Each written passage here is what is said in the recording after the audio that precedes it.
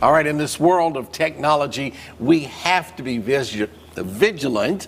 A little seed there from that seed over there as adults, and make sure our kids are safe online. Our next guest addresses the dangers in an easy way while providing clear actions for immediate use in his new book, Parents, Kids, and Technology, A Parent's Guide to Raising Kids in the World of Technology. And so today we welcome technology advocate and tech lifestyle expert, Kinchlow, to Virginia this morning. Welcome, Caleb. Hey, thank you all for having me. I'm excited to be here.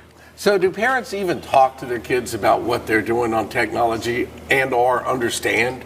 Right, you know, and that really is the big thing. See, parents don't really understand really the scope and the access of the technology. Here's the thing, when you give your child unrestricted access to a mobile device, it is the equivalent of taking a sewage line and connecting it to them. And what we learn from psychologists and from science is that they don't have the emotional maturity to really wade through all the different issues. You see, what wisdom does, wisdom goes to the future, looks at the outcome, then comes back and makes a decision. And really, our kids just don't have the wisdom or maturity to really handle that just yet. Now, are putting blocks on the devices just enough? Or, you know, sometimes we have a lot of kids can get around that stuff nowadays. Right. So is that just enough, or is there more that needs to come along with this? Absolutely, Stephanie. If your device has an on switch and Wi-Fi, you have to know more than just the name of the device. Oh, that's the PlayStation. Oh, that's the Nintendo Switch. You have to understand the kind of access that it has. The second thing, in terms of with dealing with the kids and technology, is having these ongoing, courageous conversations. And that's what most parents don't do. They figure, okay, it's one thing, or they just assume their kids aren't going to access it. It's not a matter of if your kids are going to access something, it's a matter of when. The average age for kids to see something like pornography is 8 years old for boys and 12 years old for girls. So it's not a matter of if, it's really a matter of when. So that's why as parents and adults, we need to equip them on how to handle these different situations when they arise. And Caleb, Bill started this conversation with our parents having these, you know, are they talking about it? And I said to you very first thing this morning, we had a conversation last evening. One of the presents this year was a tablet. And last night at the dinner table, my oldest started talking about this game that she's playing and was sort of using some slang terms and some different things. And it was like I could hear a record scratch in the distance. And I'm like, wait, I'm sorry, what is this? What was that? And then the great thing was she showed me this morning, so she walked me through it, right? And I was incredibly surprised that even I consider us to be vigilant, but even there, it was. So this has to be ongoing. Yes, absolutely. In fact that you mentioned she showed you something. So that's one of the things I talk about in the book as well, is show an interest in what your kids are interested in and have them teach you about the technology. Yeah. So it's not just the blocks, it's also them teaching you, showing you how the technology works, what you're interested in. That way, as parents, you just know what's going on.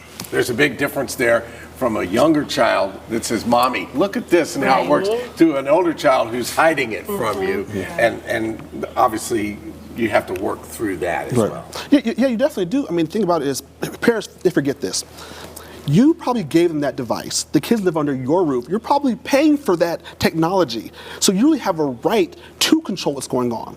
There's this idea of this freedom kind of thing, but really no, you get the freedom that we as parents let you have. So parents don't need to forget that. Yeah. What sparked you to write this book? So over the past few years, we've seen these headlines with kids involved with depression, anxiety, and suicide. And there are two main factors. One, it involves technology. And two, the parents really were just unaware of the issues. So that's why I decided to write this resource. And at the end of each chapter, there's discussion guides and key takeaways to really have those courageous conversations with our kids. You mentioned, and it was in pretty poignant detail, that you're connecting a sewage line, right, to that awareness. And they are forming their opinions, they are forming their perspectives, they're forming life habits. So it is incredibly important to just realize and appreciate that. Absolutely.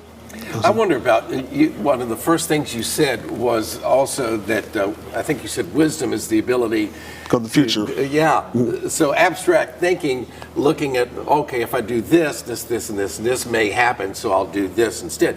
Kids do not have that ability to look ahead and then use what they've learned in the past to kind of try to figure that out. But they do have the ability to open that, as you called it, sewage line. Yes. Yeah. Big difference there. And if parents take the time and maybe get a great book like this, how much help is that going to give them?